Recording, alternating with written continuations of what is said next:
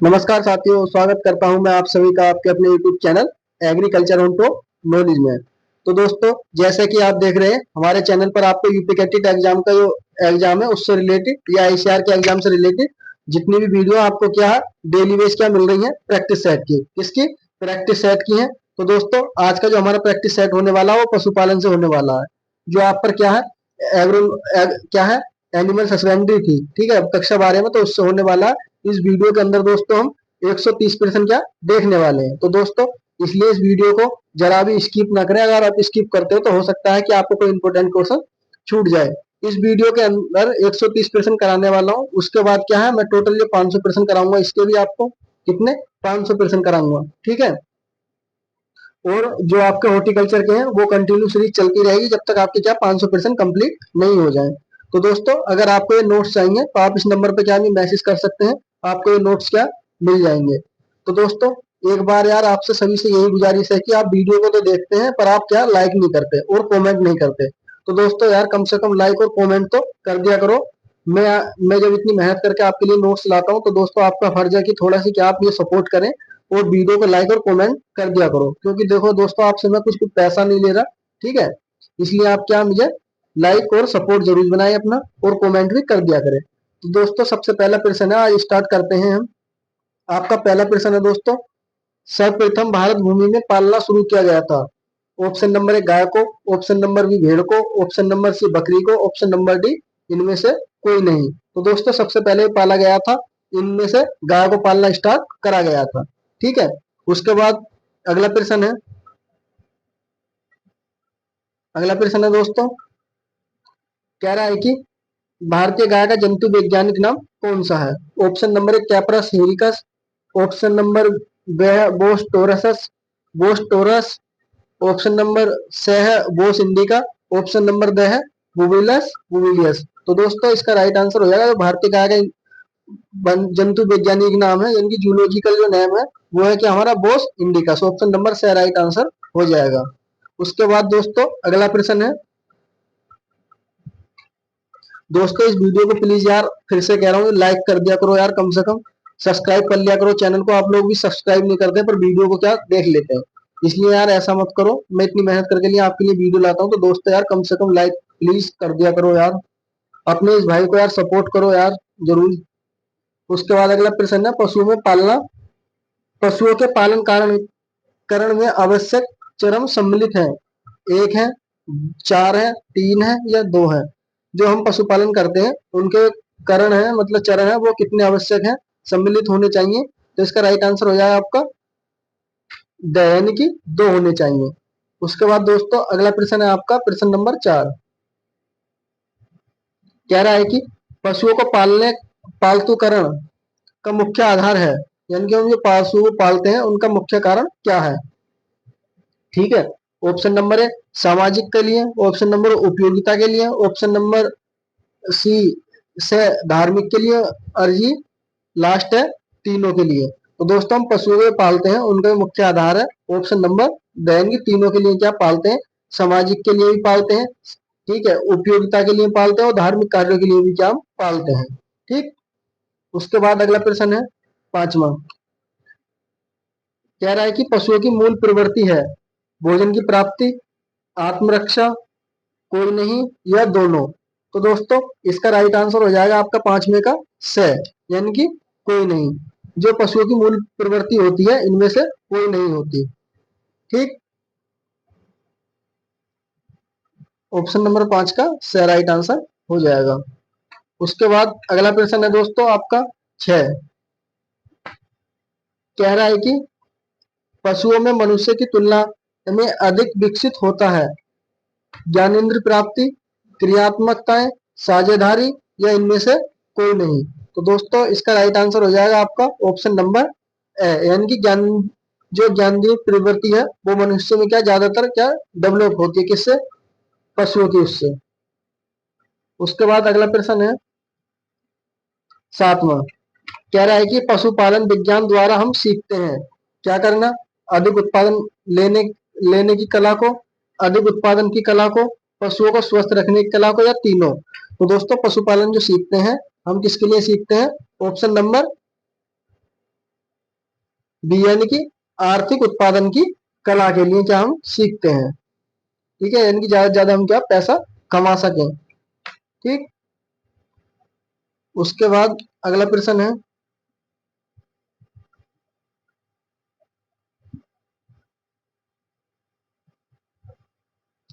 कह रहा है कि संकर प्रजनन नीतियों में प्रमुख विदेशी नस्ल है। Option number A Jersey, option number B Holstein Friesian, option number C Brown Swiss, option number D सभी।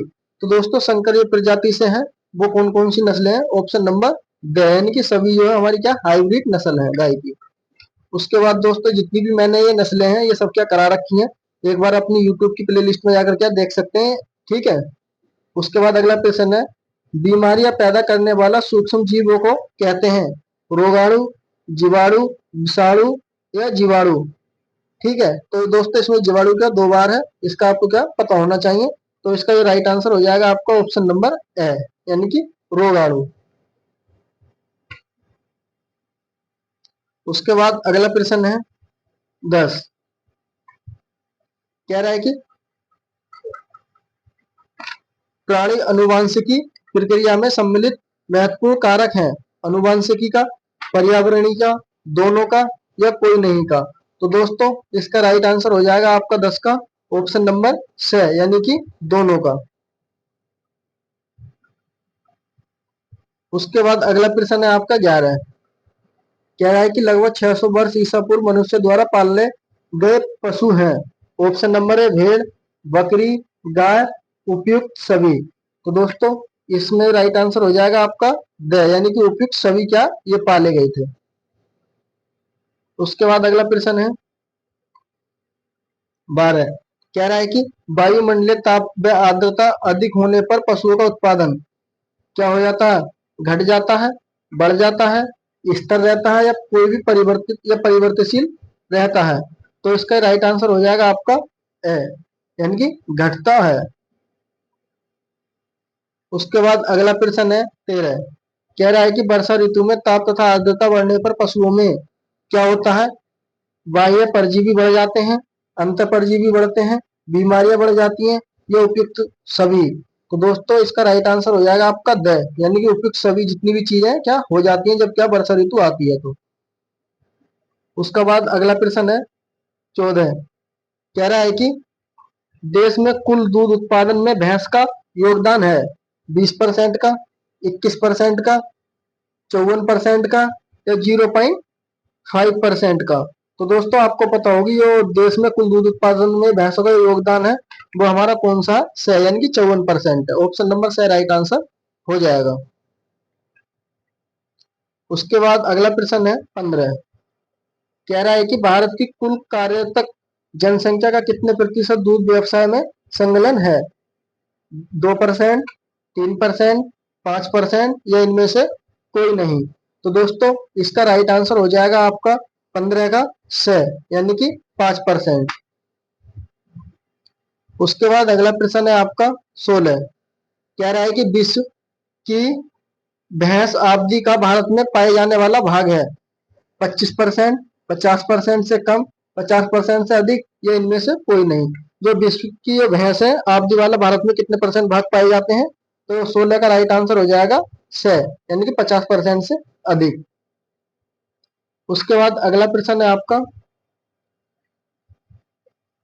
17, कह रहा है कि भारत की कुल राष्ट्रीय आय में गाय तथा भैंसों का योगदान है? लगभग 5%, लगभग 10%, लगभग 15%, इनमें से कोई नहीं। तो दोस्तों भारत की कुल राष्ट्रीय आय में जो गाय तथा भैंस का योगदान है, ठीक है, यानी कि कितना इनकम जनरेट कराती हैं, तो इसका राइट आंसर हो जाएगा से कितना? लगभग 15%। ठीक है, उसके बाद अगला प्रश्न है 18, कौन सा है? 18 प्रश्न है, कह रहा है कि भारत में गाय का प्रतिवर्ष औसत दूध उत्पादन होता है? 175 लीटर, 490 लीटर, 490 लीटर या कितना 1900 लीटर या 2000 लीटर। तो दोस्तों इसका राइट आंसर हो जाएगा आपका 18 का ऑप्शन नंबर ए, यानी कि 175 लीटर के आसपास। ये राइट आंसर हो जाएगा। उसके बाद दोस्तों अगला प्रश्न है आपका 19। भारत में गाय का प्रतिवर्ष औसत दूध उत्पादन कितना होता है? पहले गाय का, किसका है? भैंस का। 75 लीटर का, 490 लीटर का, 1900 लीटर का या 2000 लीटर का? तो दोस्तों इसका राइट आंसर हो जाएगा आपको 19 का व, यानी कि 490 लीटर।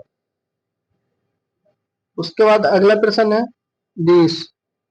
कह रहा है कि गाय में क्रमशः प्रमुख दुधारू, द्विगुणित तथा भारवाही नस्लें हैं। दोस्तों ये सारी क्या क्लास मैंने करा रखी है, आप एक बार जाकर इस वीडियो के देखने के बाद देख सकते हैं। थ्योरी वाली क्लास साहिवाल है, हरियाणा नागौरी, गिर हरियाणा साहिवाल, हरियाणा नागौरी साहिवाल या हरियाणा साहिवाल नागौरी? तो दोस्तों इसका राइट आंसर हो जाएगा आपका ए, यानी कि साहिवाल, हरियाणा और नागौरी एक ऐसी हमारी दुधारू पशु है और द्विगुणित प्रणाली क्या ज्यादातर है। उसके बाद अगला प्रश्न है 21। कौन सा है? 21। कह रहा है कि हरियाणा किस गाय का मूल स्थान, हरियाणा किस गाय का मूल स्थान है? ऑप्शन नंबर है साहिवाल का, हरियाणा का, नागौरी का या लाल सिंधी का? तो option number B right answer हो जाएगा कि हरियाणा गाय का। उसके बाद अगला प्रश्न है काठियावाड़ी गुजरात किसका नाम है?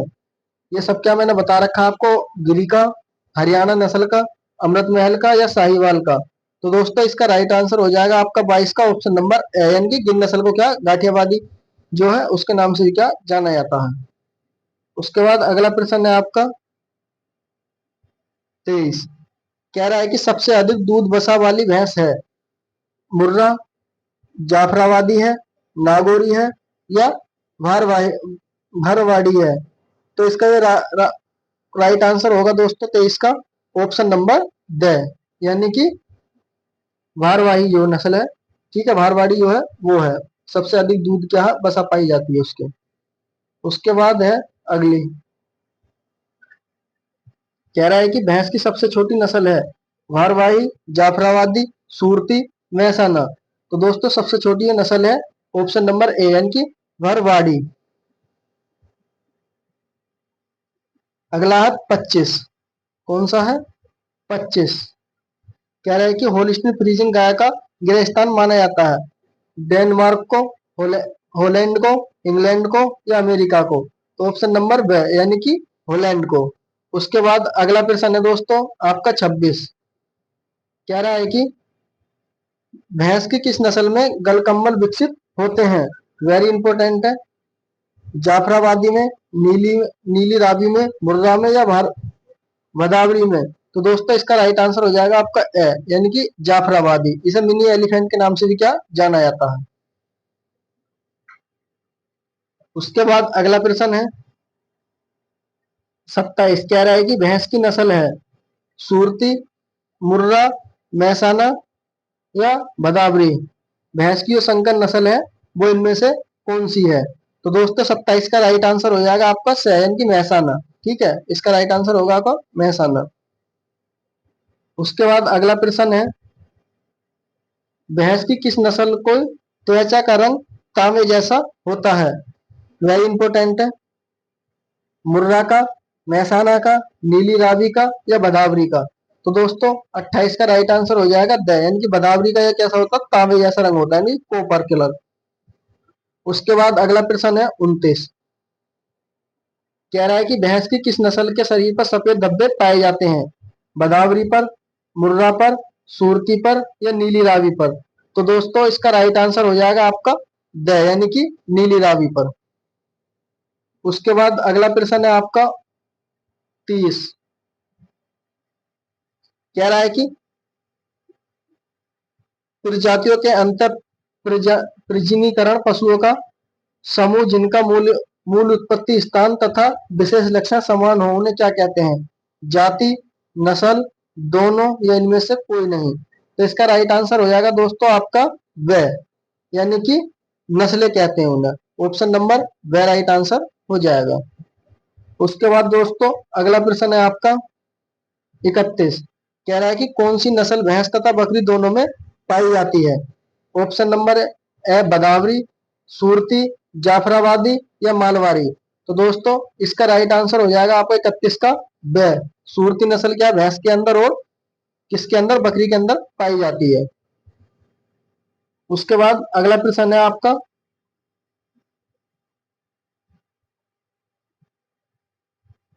कह रहा है कि भेड़ की मैरिनो नस्ल का जन्म स्थान है इंग्लैंड, अमेरिका, ऑस्ट्रेलिया या स्पेन। तो दोस्तों 32 का राइट आंसर हो जाएगा से, यानी कि ऑस्ट्रेलिया क्या भेड़ का मैरिनो नस्ल का उत्पत्ति स्थान माना जाता है। उसके बाद दोस्तों अगला प्रश्न है आपका 33, कह रहा है कि भेड़ की मांस को कहते हैं मटन, वटन, चीवन, इसे क्या वटन कर लेना, ठीक है, चीवन या बुफेन। तो दोस्तों भेड़ के मटन मांस को क्या कहते हैं, हम मटन कहते हैं। क्या कहते हैं, मटन कहते हैं। तो इसका राइट आंसर हो जाएगा, राइट आंसर आपको कौन सा जाएगा, ए, यानी कि मटन, ठीक है।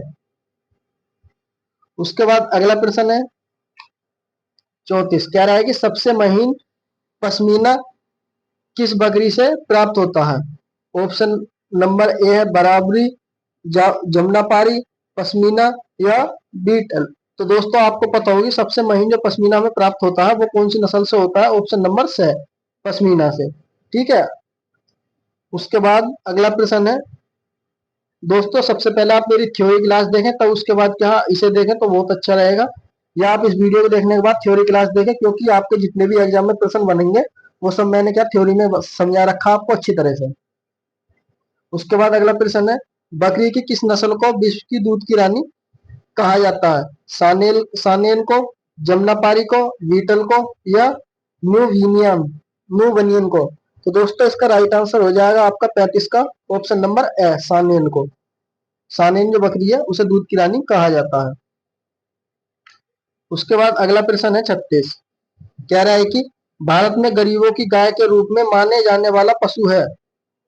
गाय को, भेड़ को, सॉरी भैंस को, भेड़ को और बकरी को। जो गरीब की गाय है वो कौन सा पशु माना जाता है? ऑप्शन नंबर द, बकरी को। ये किसने कहा था? गांधी जी ने कहा था ये बात, ठीक है दोस्तों, ये पता होना चाहिए आपको।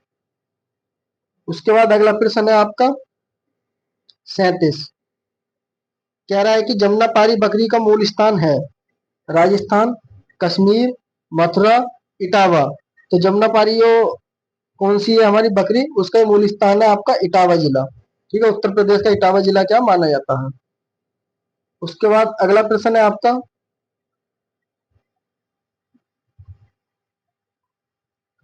भेड़ का गर्भकाल होता है 130 दिन का, सॉरी 310 दिन का, 280 दिन का, 150 दिन का, इनमें से कोई नहीं।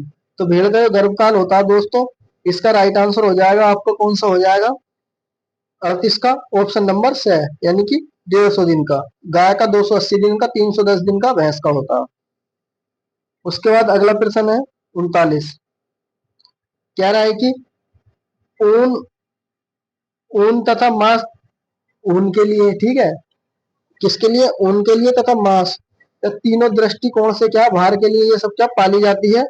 उत्तम भेड़ की नस्ल है लोही, गुर्रेज, नारोल या कूका।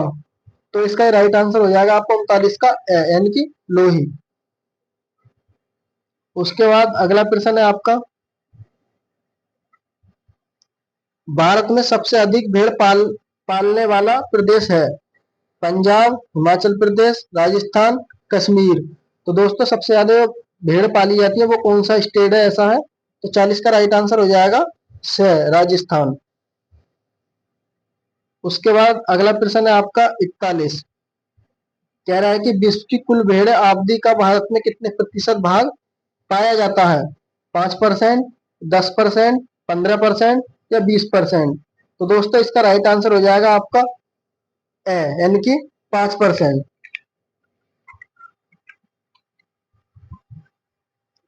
उसके बाद अगला प्रश्न है आपका,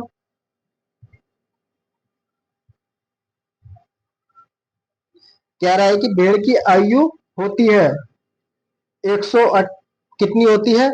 भेड़ की आयु होती है टोटल कितनी होती है? 18 से 20 वर्ष, 10 से 12 वर्ष, 3 से 5 वर्ष या इनमें से कोई नहीं। तो दोस्तों इसका राइट आंसर हो जाएगा आपका 42 का, यानी कि 10 से 12 वर्ष राइट आंसर हो जाएगा। उसके बाद 43वां है, कह रहा है कि भेड़ को चिन्हित करने के लिए प्रयोग की जाने वाली विधि है। Option number A tagging, branding, ear no ear broaching या रिंगिंग। तो दोस्तों इसका राइट आंसर हो जाएगा आपको भेड़ को चिन्हित करने की जो विधि है 43 का राइट आंसर हो जाएगा यानी कि ईयर का, यानी कि कान हम क्या उसे काट देते हैं। ठीक, उसके बाद अगला प्रश्न है, भारत में बकरियों की पहचानी गई नस्लें हैं। 7 पहचानी है, 26, 27 या 25। अब तक ये भारत में बकरियों की नस्लें की पहचान की गई है, तो 44 का राइट आंसर हो जाएगा यानी कि 25 नस्लों की। उसके बाद 45 है, कह रहा है कि शहर में प्रमुख रूप से पाली जाने वाली बकरियों की नस्लें हैं। जमुनापारी, बर्बरी, पश्मीना या बंगाली। तो दोस्तों इसका राइट आंसर हो जाएगा आपका 45 का कौन सा हो जाएगा, वह कौन सा, वह राइट आंसर हो जाएगा बर्बरी। दोस्तों अगर आप इस चैनल पर पहली बार विजिट कर रहे हैं तो दोस्तों प्लीज सब्सक्राइब करके जरूर जाएं चैनल को, और वीडियो को लास्ट में लाइक और कमेंट करके जरूर जाएं, और मुझे इससे पता लगता है कि आपको हमारी वीडियो कैसी लग रही है। ठीक है, तो दोस्तों इसीलिए यार मैं आपसे कहता हूँ कि आप प्लीज लाइक और कमेंट जरूर करें और चैनल को सब्सक्राइब कर लें। आपको इसका कोई पैसा नहीं लगता यार, इस वजह से आप इस सब्सक्राइब कर लिया करो। ठीक है दोस्तों, अगला प्रश्न है आपका 46। ठीक है, कह रहा है कि अंडे से चूजा निकलने में समय लगता है 10 से 12 दिन का, 6 सप्ते का, 12 सप्ते का, 20 सप्ते का। तो दोस्तों 46 का राइट आंसर हो जाएगा आपका 10 से 12 दिन का। उसके बाद अगला प्रश्न है 47, कह रहा है कि मुर्गी घर में प्रयुक्त होने वाला विछाप को क्या कहते हैं। फ्लोरा, लीटर कहते हैं, ब्रीडिंग कहते हैं या इनमें से कोई नहीं। तो दोस्तों 47 का राइट आंसर हो जाएगा आपका ऑप्शन नंबर ए, यानी कि फ्लोरा कहते हैं। उसके बाद अगला प्रश्न है आपका 48, कह रहा है कि अंडे देने वाली मुर्गी को कहते हैं बॉलर, लेयर, ब्रीडर, इनमें से कोई नहीं। तो जो अंडा जो देती है मुर्गी दोस्तों इसका राइट आंसर हो जाएगा आपका वह, यानी कि लेयर वाली मुर्गी क्या उन्हें जाना जाता है। उसके बाद अगला प्रश्न है आपका 49, कह रहा है कि अंडे से चूजा निकलने के स्थान को क्या कहते हैं। ऑप्शन नंबर ए है हमारा हेचरी, ब्रू ब्रूटट, रियर या इनमें से कोई नहीं। तो 49 का राइट आंसर हो जाएगा ए, यानी कि हेचिंग। उसके बाद अगला प्रश्न है आपका 50, कह रहा है कि मुर्गी राशन में मक्का तथा बाजार का अनुपात होता है 1:1, 2:1, 1:1